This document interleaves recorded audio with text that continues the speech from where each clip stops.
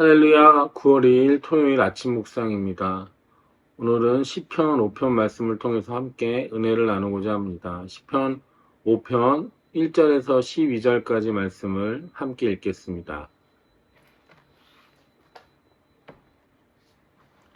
주님, 나의 기도에 귀를 기울여 주십시오. 나의 신음소리를 들어주십시오. 나의 탄식소리를 귀담아 들어주십시오. 나의 임금님, 나의 하나님, 내가 주님께 기도드립니다. 주님, 새벽에 드리는 나의 기도를 들어주십시오. 새벽에 내가 주님께 나의 사정을 아뢰고 주님의 뜻을 기다리겠습니다. 주님께서는 죄악을 좋아하시는 하나님이 아니십니다. 악인은 주님과 어울릴 수 없습니다. 교만한 자를 또한 감히 주님 앞에 설 수 없습니다. 주님께서는 악한 일을 저지르는 자들을 누구든지 미워하시고 거짓말쟁이들을 멸망시키시고 싸움쟁이들과 사기꾼들을 몹시도 싫어하십니다. 그러나 나는 주님의 크신 은혜를 힘입어 주님의 집으로 나아갑니다. 경외하는 마음으로 주님의 성전 바라보며 주님께 꿇어 엎드립니다. 주님, 나를 대적하는 원수를 보시고 주님의 공의로 나를 인도하여 주십시오. 내 앞에 주님의 길을 환히 열어 주십시오. 그들의 입은 믿을 만한 말을 담는 법이 없고 마음에는 악한 생각뿐입니다. 그들의 목구멍은 열린 무덤 같고 혀는 언제나 아첨만 일삼습니다. 하나님, 그들을 정죄하셔서 죄 꾀에 빠지게 하시고 그들이 저지른 많고 많은 허물을 보시고 그들을 주님 앞에서 쫓아내십시오. 그들은 주님을 거역하는 자들입니다. 그러나 주님께로 피신하는 사람은 누구나 기뻐하고 길이길이 즐거워할 것입니다. 주님을 사랑하는 사람들이 주님 앞에서 기쁨을 누리도록 주님께서 그들을 지켜주실 것입니다. 주님께서는 바르게 살아가는 사람에게 복을 베풀어 주시고 큼직한 방패처럼 그들을 은혜로 지켜주십니다. 아멘. 2023년도 이제 9월입니다. 더위도 좀 가시고 아침 저녁으로 산산한 바람도 불어옵니다. 기도하기 좋은 계절 가을에 하나님께 좀 더 가까이 나와 기도할 수 있는 저와 여러분 되기를 소망해 봅니다. 오늘은 시편 5편을 통해서 함께 은혜를 나누겠습니다. 시편 5편 또한 다윗의 시입니다. 시편 5편을 보면 다윗은 기도와 예배와 은혜에 대한 정석을 이야기하고 있습니다. 오늘 다윗을 통해서 우리가 어떻게 기도해야 되고 어떻게 예배해야 되고 하나님의 은혜 앞으로 어떻게 나가야 하는지 함께 살펴보도록 하겠습니다. 1절과 3절에 보면 다윗은 기도의 정석을 이야기하고 있습니다. 다윗은 하나님께 자신의 기도에 귀를 기울여 달라고, 자신의 시름소리와 탄식소리를 들어달라고 기도합니다. 또한 자신이 새벽에 자신의 사정을 아뢰할 때 하나님 들어주시고 하나님의 뜻을 기다리겠다라고 기도하고 있습니다. 오늘 3절 말씀의 다윗의 고백처럼 기도는 하나님의 뜻을 기다리는 것인 줄로 믿습니다. 기도는 내 삶의 부족한 부분들과 내 삶에 필요한 부분들을 하나님께 아뢰고 구하는 것이 아니라 기도는 내 뜻이 하나님의 뜻과 맞는지 하나님께 아뢰고 그리고 내 뜻을, 내 생각을 하나님의 뜻에 맞추는 것이 기도라는 것입니다. 예수님께서도 십자가를 지시기 전에 겟셋마네 동산에서 기도하셨습니다. 마태복음 26장 39절 말씀을 보면 예수님께서 조금 더 나아가서 얼굴을 땅에 대고 엎드려서 기도하셨다. 나의 아버지, 하실 수만 있으면 이 잔을 내게서 지나가게 해 주십시오. 그러나 내 뜻대로 하지 마시고 아버지의 뜻대로 해 주십시오. 예수님도 기도하셨는데 십자가를 지시기 전에 예수님의 뜻은 무엇이었습니까? 하실 수만 있으면 이 잔을 내게서 옮겨달라는 것이 예수님의 뜻이었습니다. 예수님도 십자가를 지시기 전에 온전한 육신을 가지고 계셨기 때문에 죽음이 두려우셨습니다. 그래서 하나님께 하실 수만 있으면 이 십자가를 옮겨달라고, 십자가의 죽음을 옮겨달라고 말씀하셨습니다. 하지만 그 뒤에 뭐라고 기도하십니까? 예수님의 뜻대로가 아니라 하나님 아버지의 뜻대로 되기를 기도하십니다. 저와 여러분도 다윗처럼 그리고 예수님처럼 하나님의 뜻을 구하고 찾는 그런 기도를 드릴 수 있기를 소망합니다. 또한 7절에 보면 다윗은 예배의 정석을 이야기하고 있습니다. 7절을 읽겠습니다.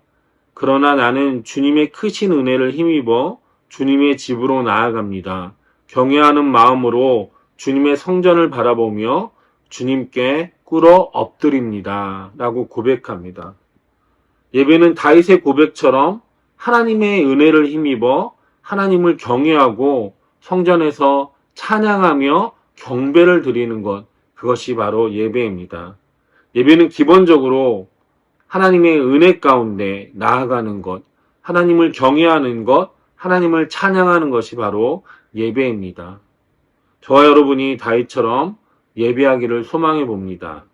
또한 다윗은 4절에서 6절까지의 말씀을 보면 하나님이 싫어하는 죄악들을 나열하면서 자신이 얼마나 죄악에 나약한 존재인지 이야기하고, 또한 8절에는 하나님이 공의의 길로, 넓은 길로 자신을 인도해 주실 것을 기도하고 있습니다. 다윗은 하나님 앞에서 무엇이 죄이고 무엇이 악한 것인지 확실히 알고 있었습니다. 그래서 죄악의 길로 가지 않게 하나님께서 자신을 공의로 인도하시고 하나님의 길로 인도해 주실 것을 기도하고 있습니다. 세상의 죄악과 악한 길에서 벗어날 수 있는 길은 우리의 힘이 아닙니다. 우리의 힘으로는 부족하고 연약하여서 쓰러질 수밖에 없고 죄악에 빠질 수밖에 없습니다. 그렇기 때문에 우리는 하나님께 기도하여서 하나님께서 인도해 주시는 길로, 공의의 길로 걸어가야 되는 것입니다. 다윗처럼 저와 여러분도 죄악의 길은 우리의 힘으로, 우리의 능력으로 되지 않는다라는 것을 주님 앞에 기도하며, 또한 주님의 공의의 길로 걸어갈 수 있기를 기도하는 저와 여러분 되시길 바랍니다. 날마다 다윗처럼 주님의 은혜와 인도하심을 간구하면서 주님께서 길을 열어주실 것을 우리는 기도해야 될 줄로 믿습니다. 다윗처럼 선악을 분별하고 죄악의 길에서 떠나 주님의 길을 따라가기를, 주님의 공의의 길을 걸어가기를 기도할 수 있는 저와 여러분 되시길 바랍니다. 11절과 12절 말씀에 보면 다윗은 은혜의 정석을 이야기하고 있습니다. 다윗이 대단한 것이 무엇이냐면 어떻게 하면 인생이 기쁘고 즐겁게 살 수 있는지 알고 있습니다. 또한 어떻게 하면 하나님 앞에 복을 받고 은혜를 누릴 수 있는지 다윗은 알고 있었습니다. 다윗은 11절과 12절 말씀에 고백하고 있습니다. 하나님을 의지하는 것, 하나님을 사랑하는 것, 그리고 하나님 앞에 바르게 사는 것이 참된 인생의 기쁨을 누리고 즐거움을 누리고, 또한 하나님 앞에서 축복받는 인생, 은혜를 누리는 인생이라는 것을 다윗은 고백하고 있습니다. 사람들은 참된 행복이 물질과 지위에 있다라고 생각합니다. 하지만 다윗은 참된 행복이 하나님 안에 있다라는 것을 고백합니다. 저와 여러분도 다윗처럼 하나님 안에 참된 행복이 있고 참된 축복이 있고 은혜가 있다라는 것을 고백하길 원합니다. 그래서 다윗의 고백이 저와 여러분의 고백이 되길 원합니다. 하나님을 사랑하는 것, 하나님을 의지하는 것, 그리고 하나님 앞에 바르게 살아간다라는 다윗의 고백이 저와 여러분의 고백이 되길 원합니다. 그래서 다윗이 누렸던 삶의 기쁨과 즐거움, 그리고 하나님의 축복과 은혜가 저와 여러분 가운데도 충만히 임하기를 소망해 봅니다. 다윗처럼 하나님 앞에서 온전히 기도할 수 있고, 다윗처럼 하나님 앞에서 온전히 예배할 수 있고, 다윗처럼 하나님을 사랑하고 의지하고 하나님 앞에 올바로 살아갈 수 있는 저와 여러분 되기를 소망합니다. 오늘 하루도 주님 안에서 다윗처럼 기도할 수 있고 예배할 수 있고 은혜를 구할 수 있기를 다시 한번 주님의 이름으로 축원합니다. 기도하겠습니다. 사랑의 하나님 아버지 감사합니다. 다윗이 고백한 것처럼 저희도 하나님 앞에 온전히 우리의 뜻을 아뢰고 하나님의 뜻을 구할 수 있는 그런 기도를 드릴 수 있기를 원합니다. 또한 다윗처럼 하나님의 은혜를 사모하고 하나님을 경외하며 찬송하며 예배하길 원합니다. 또한 다윗이 고백한 것처럼 하나님을 의지하고 하나님을 사랑하고 하나님 앞에 올바로 살아감으로써 우리의 삶이 하나님이 주시는 기쁨과 즐거움과 축복이 넘쳐나고 하나님의 은혜가 넘쳐나는 삶이 되기를 소망합니다. 오늘 한날의 삶도 하나님의 자녀답게 살아갈 수 있도록 하나님 우리 가운데 힘주시고 능력 주시옵소서. 모든 것 감사하며 예수님의 이름으로 기도드립니다. 아멘.